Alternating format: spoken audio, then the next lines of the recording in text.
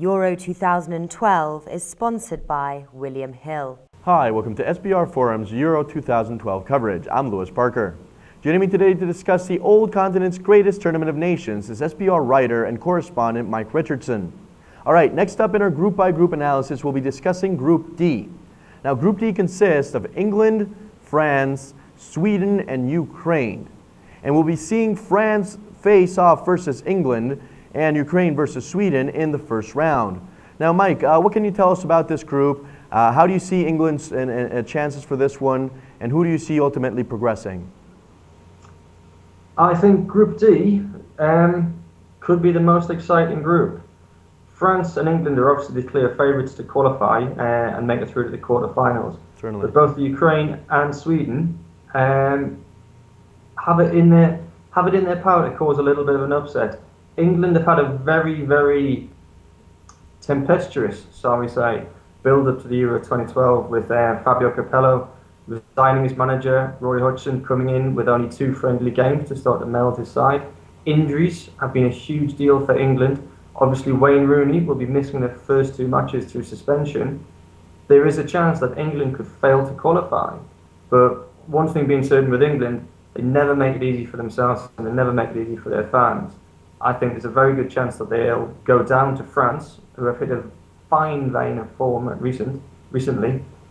And England will have to hope that their second 2 group games, so the second and third group games, will be the ones that see them progress. France, I think, are the safest of the safe bets to go through. England, who knows?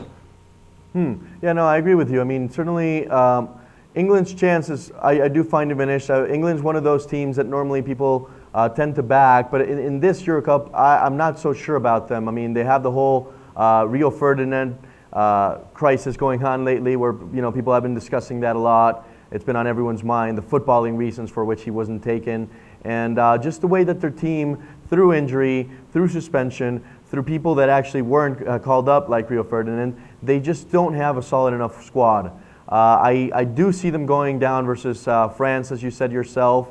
I think France is in formidable form. I believe they've gone about 21, 22 matches without losing, which is very impressive. They're the most on-form team of the entire Euro Cup, so I do see them doing quite well, and I do see them progressing. England, that's much more of a question mark, and indeed Sweden or Ukraine, who knows, might actually indeed pull up an upset. That's very true. About 4 or 5 or 6 weeks ago, France and England were both level pegging on about 10-1 to win Euro 2012. But in the past month, in the past 5 weeks, the odds on France have come shorter and shorter, and the odds on England have gone longer and longer. And I do think if England go out at the group stages, the press will describe it as a perfect storm of bad luck, and everything has seemed to conspire against them.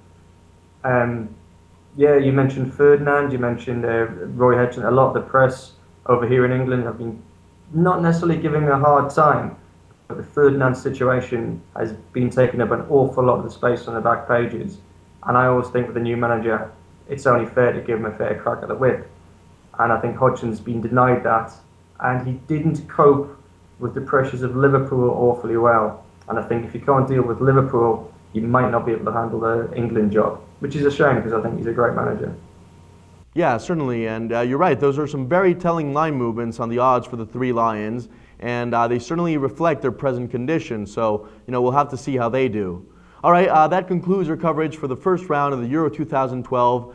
Thanks for joining us, Mike, and we'll see you next week. That'll be great. Looking forward to it. Fantastic. Thanks for joining us.